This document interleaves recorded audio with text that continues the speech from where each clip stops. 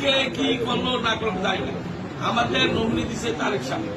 সুতরাং তারেক সাহেবের দানেশ্বরা মাসুরের দায়িত্ব আমাদের।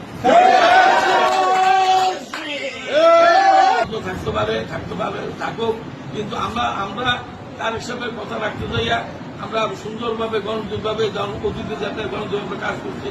এভাবে আমরা কাজ কোন প্রোগ্রাম আমার মিস হবে না। যেগুলি প্রোগ্রাম আছে সব অঙ্কিকা শনিবার মধ্যে আমার প্রোগ্রাম আছে, সবগুলি প্রোগ্রামে আল্লাহ তারা মাপ দেয় না, সার দিনও মাপ দেয় না, সার দিছে মাপ দিচ্ছে না। আমরা দুইবার মানুষের লোকে থাকতে দিচ্ছে না। আমাদের যে মনিচৌধুরী সাহেব আসুক, মূলত আমরা ওনার কথা দরকার আছে, ওনার দিন দিশার দরকার আছে। একটা নির্বাচন করবো, কিভাবে করবো এটার ব্যাপার আছে না।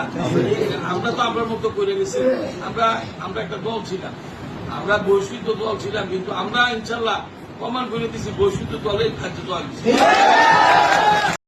এই 4 বছর আমরা প্রতিদিনের মধ্যে ছিলাম, কোনদিন আমরা হার মানছিলাম।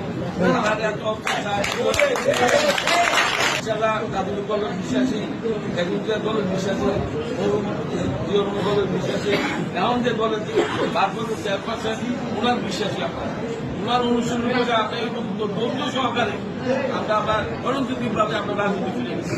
কিন্তু এই গণতন্ত্র রাজনীতি করতে যাইয়া আমার মধ্যে যারা আসলো আসলে বহু কষ্ট করছে, আমি কৃতজ্ঞ। কিন্তু আজকে আমি খুবই খুশি। আমি প্রতিটা বক্তৃতায় বলছি, আমি মানুষের সাথে থাকতে চাই, মানুষ উপকার করতে চাই।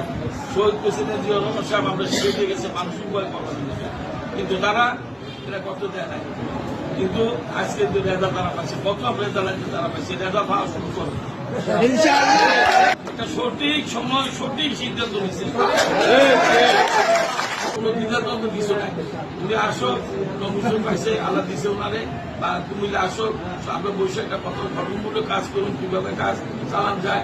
এখন তো আমরা যদি আমরা তো আগে আমরা বলছি, যদি আমাদের মনিচুর হিসাব নমিশন না পেলে তো আমি দ্বিধাগণ্ড করছি, আমি বিশ্বাস করতাম।